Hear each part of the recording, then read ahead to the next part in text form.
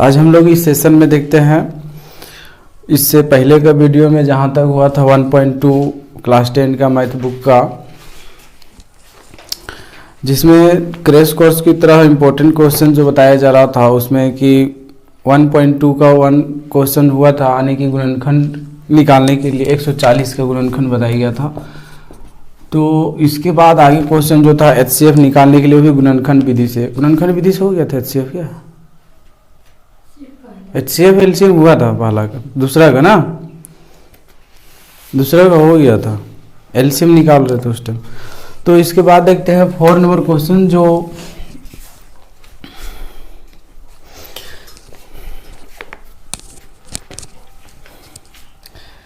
Question number 4 है, जो कि दिया हुआ है एचसीएफ 306 और 657 का यहाँ पर दिया हुआ है 4 और इसका एलसीएम पूछा है इसी का 306 और 657 का। तो क्या करेंगे यहाँ पर इसका एक फॉर्मूला जो होता है ये दिया है हमें लिख लेंगे, ये क्वेश्चन था तो इसका जो सॉल्यूशन करेंगे तो दिया है हमें लिख लेंगे।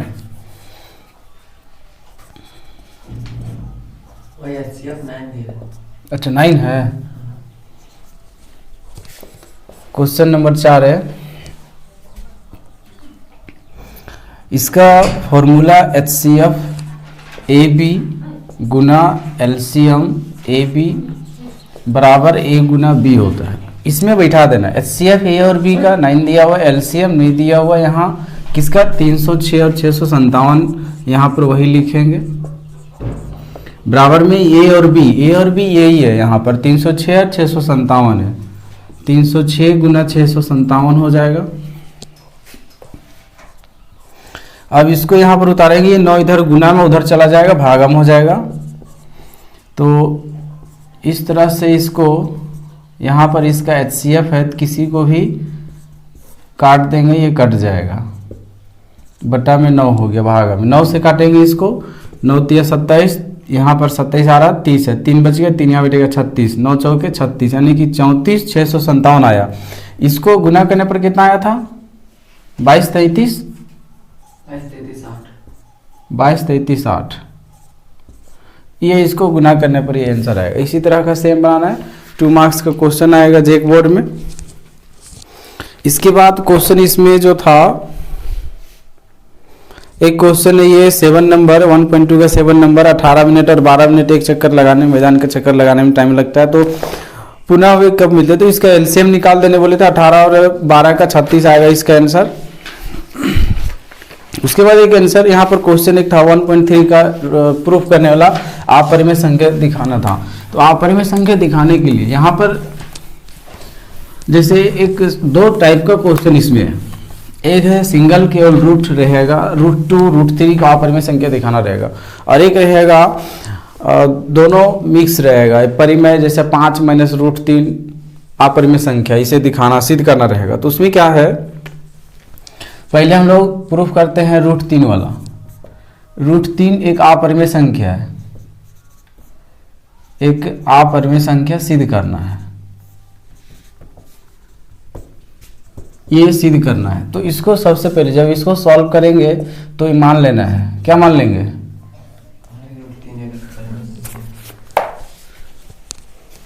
इसमें मान लेंगे माना कि √3 एक परिमेय संख्या, और परिमेय संख्या की डिफिनेशन हम लोग जानते हैं कि जो कोई संख्या परिमेय संख्या होगा तो उसे हम लोग p/q के रूप में लिख सकते हैं, और p/q के रूप में लिखेंगे जहां क्या होगा, p और q कोई पूर्णांक है, पूर्णांक दैट मीन्स ये सिंबल है बिलोंग्स का, p q belongs to i that means integer number मतलब पूर्णांक संख्या, तथा q नॉट इक्वल टू 0, ये हो गया। इसके बाद यहाँ पर एक ये भी मान लेना है कि एचसीएफ जो p और q का होगा, एचसीएफ p और q का क्या होना चाहिए, 1 होना चाहिए। अब यहाँ पर क्या करते हैं हम लोग, इसमें क्रॉस कर देते हैं, ये इधर भागम इधर आ जाएगा गुना में, √3 क्या जाएगा, √3 q बराबर p। अब यहाँ के बाद से इसको फर्स्ट मान लेना है और यहाँ लिख देते हैं समीकरण फर्स्ट को वर्ग करने पर, समीकरण फर्स्ट को वर्ग करने पर। अब इसको वर्ग करेंगे तो √3 क्यू का होल स्क्वायर करेंगे बराबर पी स्क्वायर करेंगे। अब यहाँ जब स्क्वायर करेंगे तो √3 का स्क्वायर कितना होगा 3 होगा, क्यू का स्क्वायर क्यू स्क्वायर, उसके बाद पी स्क्वायर होगा। 3 इधर भागा में गुना में उधर जाएगा तो भागा में पी स्क्वायर बटा 3 होगा। अब यहाँ पर क्या हम लोग देख रहे हैं कि पी स्क्वायर को 3 से भाग दिया जा रहा है तो क्यू स्क्वायर आ रहा है, यही दिख रहा है यहाँ पर। ये भी कह सकते हैं कि किसी भी संख्या का वर्ग को हम लोग भागा दे रहे हैं 3 से, इसका मतलब बिना वर्ग किए भी उसको भागा दे सकते हैं। दैट मीन्स यहाँ पर अगर एग्जाम्पल ले 36 किसका स्क्वायर है 6 का, तो अगर 3 है इसको 3 से भाग दे, 36 को 3 से भागा दे रहे हैं तो 36 किसका स्क्वायर है 6 का, तो स्क्वायर वाला भाग अलग जा रहा है, 6 का स्क्वायर 36 भाग अलग जा रहा है 3 से, तो जिसका स्क्वायर था 6 का स्क्वायर था तो क्या ये 6 को विभाजित करेगा 3 करेगा कि नहीं, ये भी विभाजित करेगा। सेम उसी तरह से यहां लिखना है, चूंकि पी स्क्वायर 3 से विभाजित होता है, 3 से विभाजित होता है, इसलिए P भी जब पी स्क्वायर विभाजित हो रहा है तो P भी विभाजित होगा, P भी 3 से विभाजित होगा। ठीक है। अब यहाँ क्या करना है हम लोग को, समीकरण फर्स्ट में फिर से हम लोग उतारना है और मान लेना है, पुनः माना कि, पुनः क्या मानेंगे कि P है ना बराबर में, P बराबर ये √3 है, √5 रहेगा तो यहाँ पर 5 के मानेंगे, 3 है तो 3 के मानेंगे। ठीक है। और अब P का वैल्यू किसमें बैठा देंगे, किसमें बैठाएंगे, समीकरण फर्स्ट में नहीं, P का वैल्यू इसमें बैठा देते हैं, इसको मान लेते हैं फर्स्ट, इसको छोड़ देते हैं। तो अब लिखेंगे P का वैल्यू, P का मान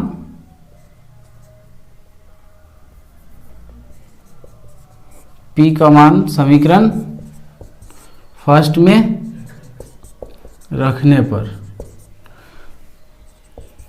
तो समीकरण फर्स्ट में जब रखेंगे तो क्या होगा, यहाँ क्यू स्क्वायर है बराबर पी स्क्वायर है, तो P के जगह पर अब पी स्क्वायर बटा 3 बार P के जगह पर क्या लिखना है 3k, ये लिखा गया। उसके बाद अब क्या करेंगे, यहाँ पर इस स्क्वायर नहीं हुआ, ये स्क्वायर यहाँ हो जाएगा। अब यहाँ पर क्या करेंगे, जिसका जो स्क्वायर है उसका स्क्वायर कर देंगे, मतलब कि ये 3 के स्क्वायर में तो इसको स्क्वायर करेंगे, कितना आएगा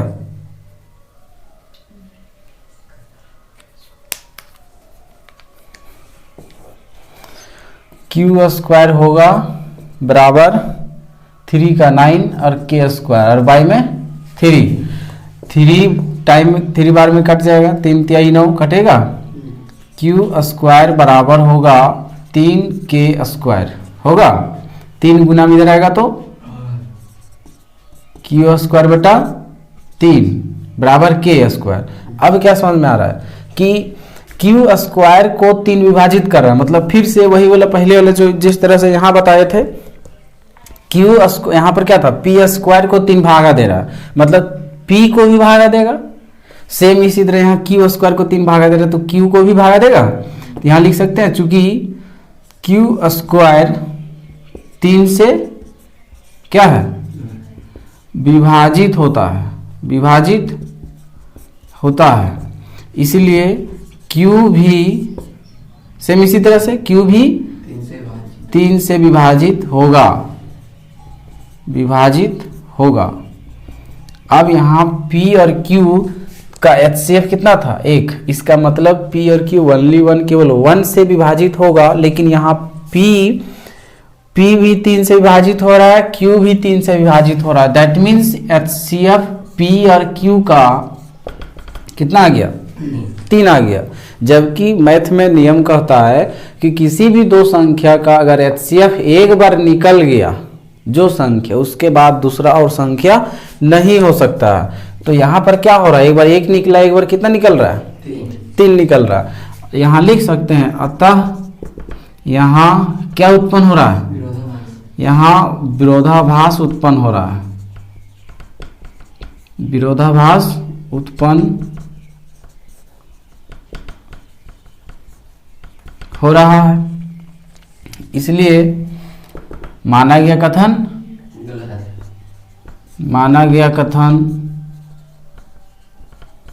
गलत है। अब ये जब गलत है तो सही क्या रहेगा, सही क्या रहेगा, इसका उल्टा लिख देना है। अतः √3 एक अपरिमेय संख्या, यहाँ पर √3 एक अपरिमेय संख्या हो जाएगा, बस यहाँ यही लिख देना है, ये हो गया। अब इसी में अगर √5 रहेगा तो कहाँ कहाँ बदलेंगे, यहाँ √5 होगा, समझ में आया। ये पहले √3 वाला क्या करना है, पहले इसको परिमेय मान लेना है, परिमेय मानेंगे p/q के रूप में होगा, इसको दिखा देना है p/q के रूप में होगा, तो p और q कोई पूर्णांक है तथा q0 = 0। HCF मान लेना 1 और √3q, यानी कि इसको इधर ले आना, इधर q भागा में इधर आ जाएगा गुना में, उसके बाद समीकरण अच्छा इसको फर्स्ट मानेंगे तभी तो यहाँ वर्ग होगा, तो इसको सेकंड मान लो, तो यहाँ पर फिर किसको में रखेंगे, सेकंड में रखेंगे, सिंपल सा है। फर्स्ट रखेंगे तो ये फर्स्ट मानेंगे, फर्स्ट को वर्ग करने पर दोनों तरफ वर्ग कर देते हैं, उसके बाद √3 का वर्ग 3 आएगा, 3 इधर गुना में उधर जाएगा तो भागा में। अब यहाँ लिख देंगे p² 3 से विभाजित होता है तो p भी 3 से विभाजित होगा, उसके बाद पुनः p = 3 के मान लेते हैं यहाँ से, इसके लिए यहाँ पर बैठाने के लिए p = 3 के, और p का मान जो है अब समीकरण किस में बैठा देंगे, सेकेंड में बैठा देंगे। तो q² = p² 3 था, p के जगह पर 3 के बैठाना है तो उसका स्क्वायर कर देंगे, 3k का होल स्क्वायर, ये आ जाएगा यहाँ पर, फिर स्क्वायर 9 और 3 कट जाएगा, 3 बार में 3 बचेगा, उधर गुना में इधर आएगा तो भागम हो जाएगा, फिर से वही वाला यहाँ लिख देना है। और HCF कुल मिला के एक बार HCF कितना लिखना है, 1, और दूसरी बार HCF कितना निकालना है, 3। HCF 3 निकालने के लिए यहाँ से इतना प्रोसेस इसका किया गया है, और HCF 3 निकल गया मतलब अलग अलग, एक बार 1 एक बार 3, इसका मतलब दोनों में डिफरेंस आ रहा है। डिफरेंस आने के कारण यहाँ लिख देंगे विरोधाभास उत्पन्न हो रहा है, माना गया कथन गलत है, अतः परिमेय संख्या जो √3 दिया गया, √3 जो दिया गया वो क्या है, अपरिमेय संख्या। अब अगर √5 का देगा या √2 का देगा तब कहाँ कहाँ चेंजिंग होगा, यहाँ चेंजिंग होगा, यहाँ चेंजिंग होगा, यहाँ चेंजिंग होगा, √3 बैठेगा, यहाँ चेंज होगा, फिर यहाँ चेंज होगा, यहाँ √5 रहेगा, यहाँ कितना हो जाएगा, 5 हो जाएगा, यहाँ भी 5 आ जाएगा, फिर ये जहाँ जहाँ 3 दिख रहा है वहाँ वहाँ सभी जगह 5 बैठेगा, बस यही होगा और कुछ नहीं होगा। बस एक बार थोड़ा सा इसको ध्यान दे लेना, HCF भी 5, जहाँ जहाँ 3 है सभी जगह 5 हो जाएगा और कुछ नहीं है। अगर क्वेश्चन देखें अब यहाँ पर आसान से, तो लॉन्ग वाला है, एक दे देता है कभी कभी एग्जाम में, नहीं तो देगा नहीं। रूट ऐसा रहेगा √2/7 इस तरह से, या फिर 5 - √3 या 3 - √2, उसको प्रूफ करना रहेगा, तो वो आसान है, इससे आसान है। ये थोड़ा लॉन्ग में बनता है, वो शॉर्ट में बनता है। कैसे बनेगा चलो देखते हैं। जैसे यहाँ अगर दे दिया गया √3, इसी में बैठा देते हैं, √3 + 2 सिद्ध करें कि √3 + 2 एक अपरिमेय संख्या है। अपरिमेय प्रूफ करने के लिए क्या होगा, इसको सॉल्यूशन में लिखेंगे, माना कि √3 + 2 क्या है, फिर वही परिमेय संख्या है, परिमेय संख्या है। जब परिमेय संख्या होगा तो √3 + 2 क्या होगा, बराबर में p/q, और फिर वही चीज क्या, p/q, जहाँ p/q belongs to I and इसको लिख सकते हैं तथा q0 = 0, ये बिलोंग्स टू। अब यहाँ पर इसको q को इधर ले आएंगे, या तो फिर इसमें केवल √3 को इधर रहने देते हैं, 2 इधर प्लस में उधर जाएगा तो माइनस में हो गया, √3, 2 इधर प्लस में उधर गया तो p/q उधर वाला पहले लिख देंगे, उसके बाद ये +2 उधर गया तो माइनस में हो जाएगा। अब यहाँ पर हम लोग क्या देख रहे हैं कि इसको अभी हम लोग प्रूफ किए हैं, पहले क्या प्रूफ किए थे, √3 को अपरिमेय, तो यहाँ पर ये क्या है, p/q -2 है, इसमें रूट है ही नहीं, तो ये क्या हो गया टोटल परिमेय। यहाँ पर लिख सकते हैं, क्योंकि p/q माइनस 2 बराबर क्या है? एक परिमेय संख्या है। यहां पर लिख सकते हैं एक परिमेय संख्या है। और √3 को क्या लिख सकते हैं? इसके कारण ये भी परिमेय हो जाएगा। तो ये परिमेय है तो ये भी परिमेय होना पड़ेगा या होगा। √3 बराबर भी परिमेय संख्या होगा, परिमेय होगा। यदि यहाँ लिख सकते हैं परिमेय संख्या होगा।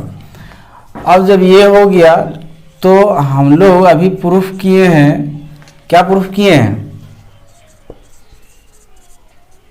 कि √3 एक परिमेय संख्या है। वास्तव में √3 एक क्या है? अपरिमेय संख्या, अपरिमेय संख्या। तो यहां आ रहा है, इसके कारण आ रहा है ये परिमेय, लेकिन वास्तव में ये क्या है? क्या है? अपरिमेय है। तो यहां पर विरोधाभास उत्पन्न हो रहा है, एगो परिमेय और एगो अपरिमेय। तो यहां पर क्या लिखेंगे? अतः यहां क्या उत्पन्न हो रहा है? विरोधाभास उत्पन्न हो रहा है।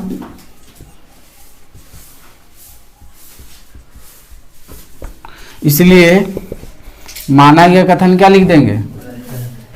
माना गया कथन गलत है। अब माना गया कथन गलत है तो सही क्या होगा? इसलिए √3 + 2 एक अपरिमेय संख्या होगा। अपरिमेय संख्या होगा। ये हो गया। ये दो टाइप का क्वेश्चन, इस एक्सरसाइज से यही दो टाइप का क्वेश्चन आया। एक सिंगल √3 को अपरिमेय संख्या प्रूफ करना रहेगा, सिद्ध करना, या फिर एक प्लस में, यहाँ प्लस से हो सकता है माइनस दे दे, या तो फिर बाय में दे दे, या फिर इनटू में दे दे, सिंपल सा। अगर यहाँ पर √3 के साथ में यहाँ 5√3 दे दे, 5√3 एक अपरिमेय संख्या, तो क्या करना होगा? सभी जगह 5√3 रहेगा और ये परिमेय माना। आप यहाँ पर पहले परिमेय मान लेंगे, परिमेय मानने के बाद इसे p/q के रूप में दिखा देंगे। 5 यहाँ इसके साथ में गुना में रहेगा, तो क्या करना होगा? इस साइड केवल रूट वाला को रखना है, सिंगल रूट वाले को रखना है। 5 इधर गुना में उधर जाएगा तो भागा में, मतलब p/ क्या हो जाएगा? 5q होगा, p/5q हो जाएगा। तो फिर से वही p/5q क्या है? परिमेय। और इसको भी √5 को, यहाँ √5 रहेगा तो उसको, या तो यही रहेगा तो क्या होना पड़ेगा? उसको भी परिमेय संख्या होना पड़ेगा। लेकिन वास्तव में √5 या जो भी रहेगा √3 ये क्या है? अपरिमेय। सेम इसी तरह से फिर उसको उतार देना, बस यहाँ 2-3 लाइन चेंज होगा, बाकी सभी सेम हो जाएगा। ये हो गया 1.3 का ये 2 क्वेश्चन, इसमें इससे ज्यादा कुछ नहीं आएगा। इसके बाद एक क्वेश्चन था लास्ट 1 चैप्टर का, एक ऑब्जेक्टिव में आएगा शांत और अशांत आवृत्ति के लिए, जो 9 में भी पढ़ा था। 9 में था खुद से भागा देना था, लॉन्ग डिवीजन, लंबी विभाजन प्रक्रिया से भाग देना था। लेकिन यहाँ 10 में बिना भाग दिए बनाना है। कह रहा है कि बिना भाग दिए बताना है कि ये जो दिया हुआ संख्या उसका दशमलव प्रसार का आवृत्ति शांत होगा कि अशांत होगा। तो बताओ, भागा देता है तो उसमें भागफल आता है। वो भागफल किस टाइप से आता है? 2 टाइप से। एक है कि खत्म हो जाता है, रुक जाता है, भागा आगे जाएगा ही नहीं, दैट मीन्स 0 आ जाता है, शेषफल 0 आ जाता है। और एक का शेषफल 0 नहीं आता है। जैसे यहाँ पर अगर ले लेते हैं 7 से किसी संख्या को 7 से भाग दो, अगर 17 को 7 से भाग दो तो इसका शेषफल कभी 0 आएगा ही नहीं। तो इसमें ये क्या होगा? भागफल आते जाएगा, रिपीट करते जाएगा। और एक बार इसको 10 को भाग दे तो 5 से या 2 से दे दो, तो ये क्या हो जाएगा? भाग लग जाएगा और यहाँ पर शेषफल क्या हो जाएगा? 0। तो इसी को 9 में यही चीज सीखा था कि अगर भागा नहीं, मतलब कि कट ही नहीं रहा, खत्म हो ही नहीं रहा है, 0 कभी शेषफल आ ही नहीं रहा है, तो इसको क्या पढ़ा था? अनवसानी अनावृत्ति। और ये जब शेषफल 0 आ गया तो शांत आवृत्ति। सेम यही चीज़ यहाँ भी है, लेकिन यहाँ थोड़ा सा चेंजिंग ये है, स्टैंडर्ड चेंज होने के साथ यहाँ पर कि जैसे यहाँ पर 31-25 दिया हुआ है, 13/31-25, 13/31-25 ये दिया हुआ है। यहाँ कहेगा इसको बता कि ये शांत आवृत्ति है, इसका दशमलव प्रसार या अशांत है। सिंपल से इसका हर का गुणनखंड करना है, हर डिनोमिनेटर हर का गुणनखंड करेगा तो हर इसका कितना है 31-25 बराबर 31-25 का एलसीएम निकालो। 31-25 5 से 625 और फिर 5 से 125 फिर 5 से 25 5 से 5 यानी कि 5 कई बार आया, कितना बार 5 बार आया, यानी कि 5 का पावर हम लोग क्या लिख सकते हैं 5 लिख सकते हैं। और हम लोग जानते हैं कि यदि किसी संख्या का हर, तो यहाँ पर क्या लिखेंगे 13/31-25 का हर 2m गुना 5 है। मतलब कि क्या इसमें है, हम लोग क्या पढ़े हैं कि 13/31-25 ये कोई भी संख्या दिया हुआ रहेगा, इसका हर का अगर गुणनखंड करते हैं तो ओनली 5 और 2 अगर आता है, केवल 5 केवल 2 या दोनों, 3 कंडीशन, केवल 5 केवल 2 या फिर दोनों 2 और 5 दोनों, ये चीज आता है हर एक क्वेश्चन, मतलब हर एक क्वेश्चन में जो हर में दिया हुआ रहेगा उसको गुणनखंड में। तो सीधी सी बात लिख देंगे कि इतना का हर, इतना के रूप का हर का गुणनखंड, हर का गुणनखंड 2m गुना 5m के रूप का है। इसलिए 13/31-25 का दशमलव प्रसार क्या आ जाएगा, दशमलव प्रसार शांत होगा या शांत है, जो भी लिखेगा ये हो गया। लेकिन यहाँ पर एक क्वेश्चन इसमें देखो 6 कितना था 15, 6/15।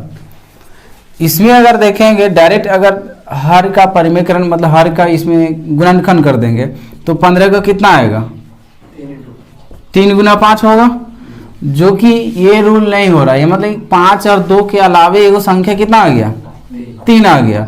तो इसमें बोले थे केवल 2 और 5 ही होना चाहिए, अब चाहे इसमें जैसा भी हो, लेकिन यहाँ 3 एक्स्ट्रा में आ गया तो इसको क्या कह देगा, इसको क्या कह देगा, इसका दशमलव प्रसार अशांत है। लेकिन यहाँ पर गलत हो जाएगा। गलत इसलिए होगा क्योंकि ये कट रहा है तो इसको काट के देख लेंगे कितना आता है।